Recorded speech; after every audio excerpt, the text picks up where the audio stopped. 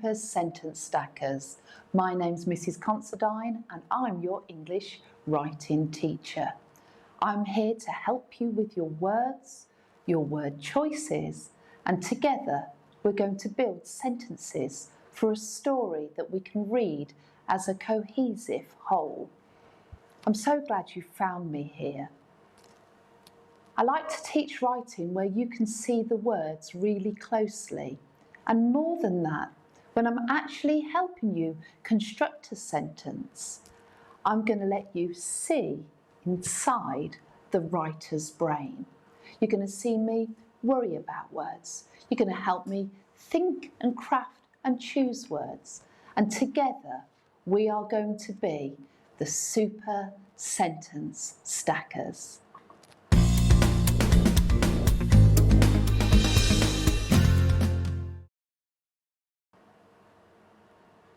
So, this is how Super Sentence Stackers works. What we're going to do is we're going to have a film focus, and I'm going to tell you about that film in a moment. But really importantly, I need you to get a piece of paper and a pencil or a pen, because your thinking, your jottings, and the vocabulary that we work on together will really help you later in your writing. So, welcome to the classroom. My name is Mrs. Considine, and I know some of you like to call me Mrs. C, and that's just fine. I've already told you that later you're going to see my thinking and you're going to get a window to all of my thoughts as I construct writing. This is going to really help you in your process as you become a better writer. So, one of the things I want to talk about today is that our film is really short. In fact, it's a really short amount of time altogether, about 3 minutes or so. So today in our writing, we really aren't going to rush, because there won't be a lot happening. It will be very small plot point moments. So we'll have a chance to slow that experience down for the reader. We're going to take our time, and we're going to really think about our language and create a three-dimensional, almost a 360-degree turn in an environment and a setting, so that the reader can really connect with the words as we write them. So, what is today's film? Today's film is called Take Me Home, and in the link below you'll see that you can click on it to find and watch the film. But I don't want you to watch the film yet. I want you to watch the film after you have lived this experience with me in the classroom and you've taken the time to be a thinker, a jotter, a note maker, and a word collector. So, Take Me Home is the film, and there's a link in the description below. You can also find, if you look carefully, this Choose Your Chunk sheet. And the Choose Your Chunk sheet gives us some important information. I'm just going to draw your attention to that. First of all, I want us to notice that the main character, the girl, is going to be called Abby. And the other thing I want you to notice is that there is a really important dog there, and the type of breed is he's a beagle. His name is Stan.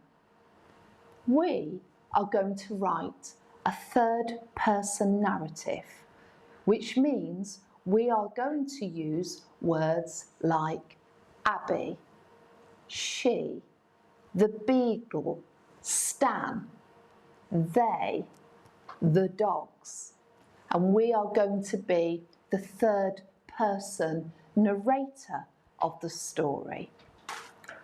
Okay, Remember, all your work today needs to come back into me using the hashtag Super Sentence Stackers, and Mrs. Considine reads every piece and she tries her best to comment on as many as she can. I love reading your work. It's my favourite part of the day. And I notice all of your efforts, particularly around the writing challenges. After the film, when you've watched it and you've loved it and you've enjoyed it, and you can bring your cat, your mum, your dad, or don't worry, you can watch it by yourself. I then want you to choose a chunk. What I have done is watch the film and imaginarily cut it into 9 sections. You're going to write within those time boundaries. I never want you to write for the whole film. There are always 9 chunks to choose from, and I'm going to choose my chunk now. Mrs. C is going to write today for chunk 2. That is going to be my chunk.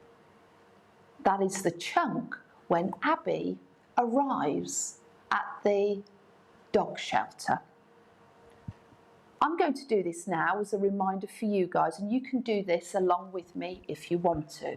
I want you to put your name on your piece of paper. My name is Mrs. Considine. And then I'm going to put my age, and I like to know how old you are. We have people in the classroom who are 5 all the way up to 105. Well, we've not actually had somebody who's 105, but we do have quite old people. The chunk I've chosen is 2, and my writing challenge is to write 9 sentences. Today, that might be trickier than you think because the chunks are so small. But I do know that if you take your time and think about your writing in slow motion and don't rush, you'll be able to enrich it with description. Okay, so now is the time to find a piece of paper. Now is the time to get a pencil or a pen, because you are going to make some jottings and you're going to borrow words that might help you later in the writing. So things I say that are about the language of the story, you can write down, because when you construct sentences and you are crafting them, you have a good bank of words gathered. I really do love it when I see your notes, and some of you were starting to show me your notes, and it means that we're all word collectors. Okay, so you know every day I choose 3 challenges from the Writing Rainbow, and you're probably wondering what the 3 challenges are today. So I'm going to tell you. Our first writing challenge is going to be about noticing, what the central character notices, what they see, what they look at. So that's our first writing challenge, and I'm going to write that down here so I don't forget. It might be a good idea that you write that down too. Sight, the sense of sight, all the things that the central character sees. I'm going to make that as a jotting. The second writing challenge today is going to be a little bit tricky. You know I do like to give you tricky things to do. And it's all about passive voice. Now, don't worry if you don't know what passive voice is. That's because I'm your writing teacher and I'm here to help you. I'm going to make a note of passive voice. Okay. passive voice.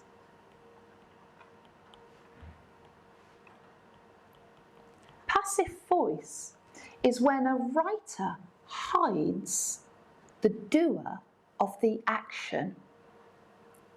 And there is a point in this chunk where I want to hide, because it's a bit confusing, where all the sounds are coming from. So I am going to write a passive voice sentence, and I'm going to make a note of this. I'm going to link it to sounds. Our third writing challenge is, and we've done this before, so I think we're going to be really good at this, is all about simile. And we are going to think about comparing one thing to something else. That's why that symbol has got the equals sign, because we're going to think about one thing and say it is almost equal to something else.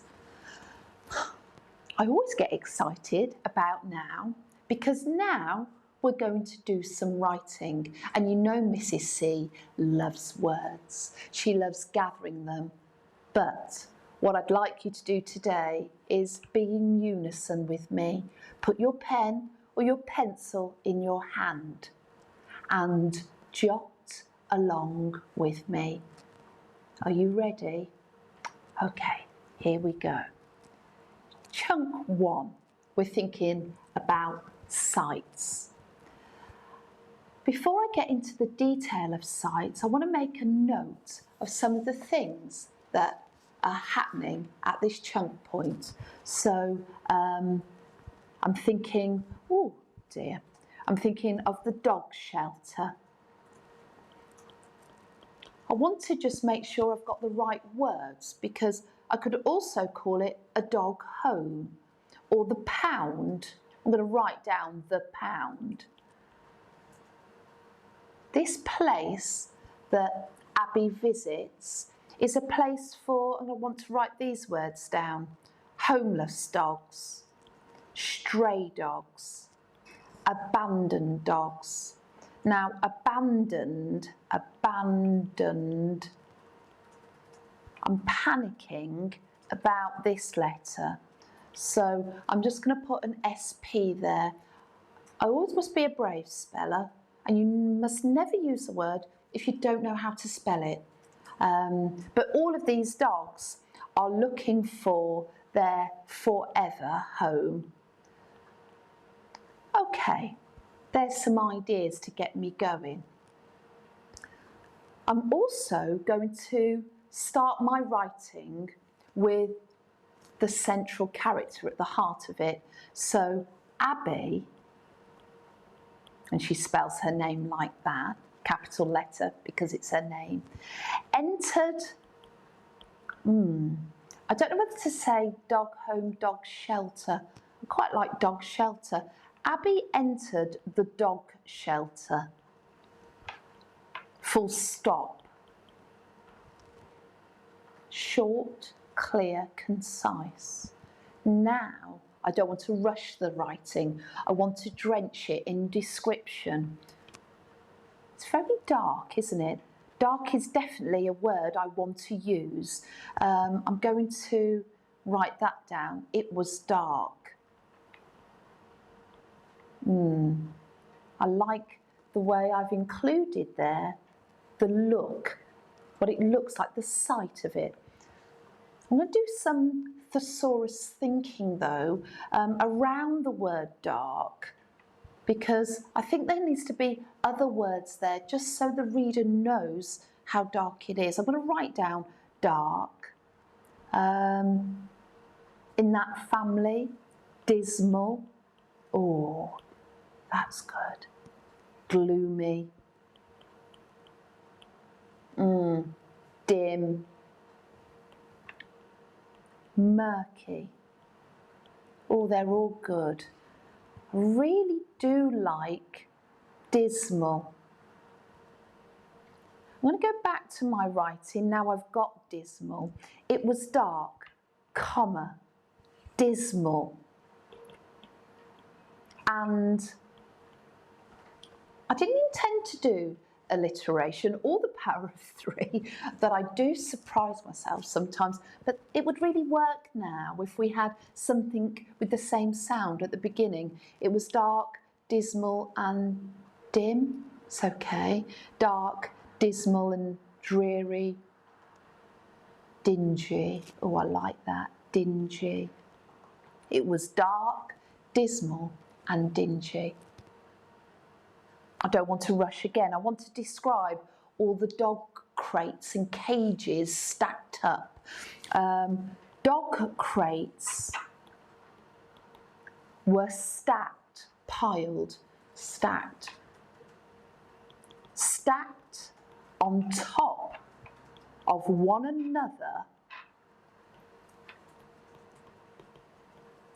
and the abandoned dogs and the still worrying about that letter. Is it an O? Is it an A in abandoned? Feels like it should be an A. I'm going to brave it and check it later. On top of one another, and the abandoned animals had very little space. I'm going to go back and reread that. Abby entered the dog shelter. It was dark, dismal and dingy. Dog crates were stacked on top of one another, and the abandoned animals have very little space. I really like the way I've created a bit of a negative atmosphere there. But now what I want to do is to move on to the sounds of the place. And I know there would be lots of noises. I'm going to make some notes here. There'd be lots of noises. There'd be lots of dog noises. And actually, some of them would be quite negative. I'm going to have a little think about that. I've told you about passive voice as well, that when we write in the passive voice, we don't tell the reader who is doing the action. And I'm also going to think about that. So I could have lots of dog noises, but the chaos and the listening to all of these, Abby doesn't know where quite the noises are coming from. And that sort of chaos and that blending means this is perfect for passive voice. So let me do some thinking. I'm just going to rub out these ideas on my thesaurus thinking board, and I'm going to tune my thinking now into sounds. So I'm going to bring some sounds up here. I want to gather actually loud sounds that dogs could make and quiet sounds. But I'm actually also thinking about negative noises. So, loud ones. Bark, that's good but obvious. Howls, like that. A bark, a howl, a bellow. Quiet sounds for dogs. Whimpers. Whines. Scratches. Oh, there's some really good ones there. I'm going back to my writing now. And I'm going to hide who is making the sounds. So I'm going to start with the effect, actually. I'm going to write this. Barks and bellows, comma, whines and whimpers were heard, full stop. I'm not saying who's making the noises. I'm hiding the doer of the action. That is passive voice. Okay, I'm now going to move on to writing a simile. And I want to introduce Stan the beagle, but I'm probably not going to use his name yet because it doesn't feel like, because he's been abandoned, that he's got a name yet. So I'm just going to call him the beagle or a beagle. And I'm going to think now about how every time somebody new who goes into the home, the dog shelter, how excited the dogs get. So I'm going to write that word down. Excited. Excited. I'm going to write this word down. Keen. They are anxious to impress. And it's that keenness, that eagerness, that I want to now do a simile. What else is equals to that keenness in the world? I'm going to have a little think about that. I'm going to gather some ideas now where I can think about other things in the world where that is really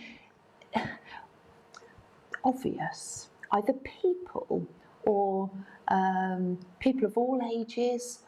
I'm not going to compare one animal to another animal. It's not removed enough. So I'm going to think about people who are really keen and eager, and when they get keen and eager. So let me think about that. I'm going to think about a child. And I know children get really excited and eager when they have a present. So I'm going to write that idea down. I'm going to write down a runner. They might be an Olympian and they get excited when they're about to win a race. So I'm going to write that idea. Oh, a pen pal. Oh, that's a nice idea, Mrs. C. They get excited when they get a letter. A baby or a toddler? Oh, I'm going to write down toddler. A toddler getting excited to have their first lick of a lollipop. Oh, I like those ideas. I'm going to go back to the writing now to craft up the simile. Oh, here we go. It's the beagle who I want to create the comparison with. So I'm going to start with that. A beagle looked up. Wide-eyed, hyphenated words, so the reader sees it as one unit. Two separate words normally, wide-eyed. As eager as a runner. It's a bit of a cliche about to win a race. It's been done a lot. I'm going to do the toddler idea, I think. A beagle looked up wide-eyed, as eager as a toddler, about to lick a lollipop. Oh, that's good.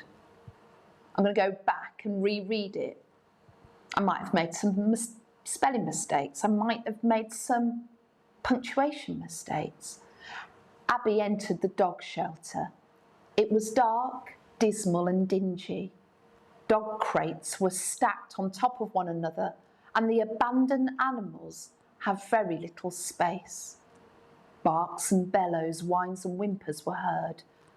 A beagle looked up, wide-eyed, looked up, comma, wide-eyed, as eager as a toddler about to lick a lollipop. I know today, when I ask you to write, and I challenge you to write 9 sentences, and I want you to have a real good go at drenching your writing in the sense of sight. Have a go at doing some passive voice where you don't tell me the doer of the action. And I know you're brilliant at similes, and I can't wait to read them. So everybody, you have got until 12:30. Remember, we're joyous, happy writers, and you need to enjoy it. If you're not enjoying it, then you need to wait till you're in a writing mood. You've got until 12:30 to hand your writing into me, and you can send it into Twitter @JaneConsidine or into Facebook, the training space. I will read all of your writing, and I can't wait to read it. Your writing cheers me up every day. Thank you for working so hard on Super Sentence Stackers, and remember to subscribe so you know when I'm in the classroom. Thank you, everybody. Goodbye.